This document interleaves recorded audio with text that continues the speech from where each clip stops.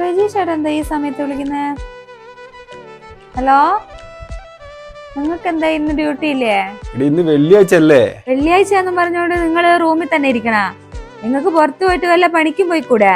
രാത്രി ഡ്യൂട്ടിയും കഴിഞ്ഞ് വരുമ്പോൾ കുറച്ച് ലേറ്റ് ആയി പോയി. നീക്ക നേരം പോയി പോയി.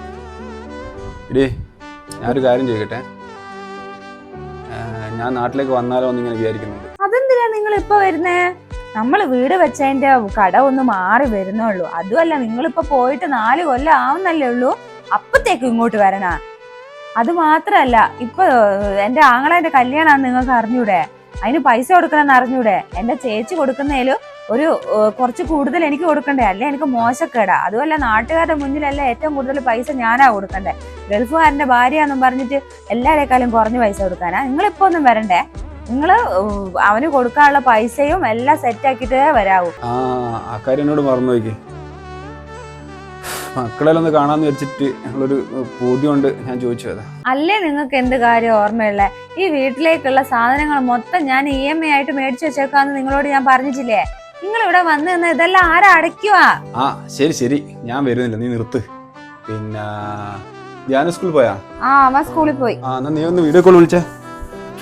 ഇപ്പൊ വീഡിയോ കോൾ ഒന്നും വിളിക്കാൻ പറ്റൂലേ? ഞാൻ തുണിയല്ല മടക്കുക, തിരക്കാ. പിന്നെ എങ്ങാനും വിളിക്കാം, ധ്യാനം എല്ലാം വന്നിട്ട്. പിന്നെ അമ്മോട് പോയി? അമ്മ ഇവിടെ ഉണ്ട്. നമ്മനെ തൊട്ടാ ഞാൻ അമ്മയ്ക്ക് ഫോൺ കൊടുക്കാം.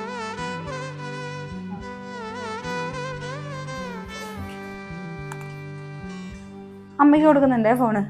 എന്നാ അമ്മ പ്രജീഷ് ചേട്ടനാ വിളിക്കുന്നത്. ഹലോ. അമ്മേ എന്തല്ലാ? ഇന്ന് പണിക്കൊന്നും പോയിക്കുണ്ടാവില്ലല്ലേ? വെള്ളിയാഴ്ച ആയിട്ട് ചായ കുടിച്ചിനാ? ഇല്ല, ഞാൻ എണീറ്റേ ഉള്ളൂ. പിന്നെ നിങ്ങളെ തലവേദന കുറവുണ്ടാ? ഡോക്ടറെ കാണിച്ച ഗുളിയെല്ലാം കുടിച്ചു നിങ്ങള്? അതെന്താ, അതൊരു തലവേദന വന്നതാടാ. അത് കാണിച്ച് ഗുളി കടിച്ചപാടാ അതങ്ങ് മാറിയിനി. അത് കുഴപ്പമൊന്നുമില്ല. എന്നാ കുഴപ്പമൊന്നുമില്ല. അല്ല മോനെ, നീ വീട്ടിൽ കൂടെല്ലാം കഴിഞ്ഞ് 3-ാമത്തെ ദിവസം പോയതല്ലടാ. 4 കൊല്ലായില്ലേ ഇനി ഇവിടുന്ന് പോയിട്ട്? എനിക്ക് നാട്ടിലൊന്നും വരുവാൻ പൂതിയാന്നില്ലേ? എനിക്ക് പൂതിയില്ലെങ്കിലും ഞാക്ക് എന്നെ കാണാൻ പൂതിയാന്നുണ്ടടാ. ഞാൻ വരുന്നില്ലമ്മേ, ഞാനിപ്പം വന്നാൽ ശരിയാവില്ല.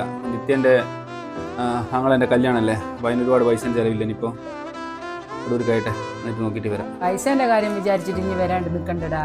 പൈസ എൻ്റെ അടുത്തുണ്ട്, എനിക്ക് പൈസ ഞാൻ തരാം. നീ നാട്ടിലേക്ക് പോരി. ശരിയാവില്ല അമ്മേ, അതൊന്നും വേണ്ട. പിന്നെ ഞാൻ നോക്കട്ടെ, ഞാൻ എന്തെങ്കിലും ആക്കുമെന്ന് നോക്കട്ടെ. പൈസേന്റെ കാര്യം വിചാരിച്ചിട്ട് ഞാൻ അന്യ നാട്ടിൽ നിന്നിട്ട് എന്റെ ജീവിതം എന്തിനാ നശിപ്പിച്ചാളെന്ന്? പൈസേന്റെ കാര്യം ഇനി വിചാരിക്കാൻ വേണ്ട. പൈസ കല്യാണത്തിന് കൊടുക്കണ്ട, ഞാൻ തരാം. നീ ഇങ്ങ് പോരി നാട്ടില്. ഞാൻ നോക്കട്ടെ. എന്നാ ശരി മോനെ, ടിക്കറ്റിന്റെ കാര്യം ഇനി വേഗം നോക്ക്. എന്നിട്ട് സമാധാനത്തോടെ മോനിങ് പോരി. ഞാൻ ജിത്തേന്റെ അടുത്ത് കൊടുക്കാം. ഇതാ.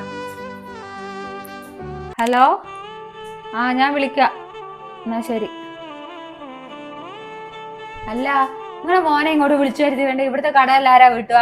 ഇവിടെ എത്ര EMI അടിക്കാണ്ടെന്നറിയാ? ഇതൊന്നും വിചാരിക്കാണ്ട് എപ്പോ വിളിച്ചാലും ഇങ്ങ് പോര് മോനെ, ഇങ്ങ് പോരെന്ന് പറഞ്ഞോണ്ട് വിളിയോട് വിളി. ജിത്തി, എനിക്കോ കറോ പശുരിക്കും. എനക്കെന്റെ മോനോവേ അന്യ നാട്ടിൽ പോയി കഷ്ടപ്പെട്ടിരുന്നത് കാണുമ്പോൾ എനിക്ക് ഭയങ്കര വിഷമം. അതുകൊണ്ടാണ് ഞാൻ അവനോട് ഇങ്ങ് വരുവാൻ പറയുന്നത്. എനിക്ക് അതിന്റെ വില മനസ്സിലാണെങ്കിൽ എന്റെ മോൻ വലുതായിട്ട് ഗൾഫിൽ പോയിട്ട് കഷ്ടപ്പെട്ടിട്ട് നിൽക്കുമ്പോൾ എനിക്ക് അതിന്റെ വിഷമം മനസ്സിലാവും.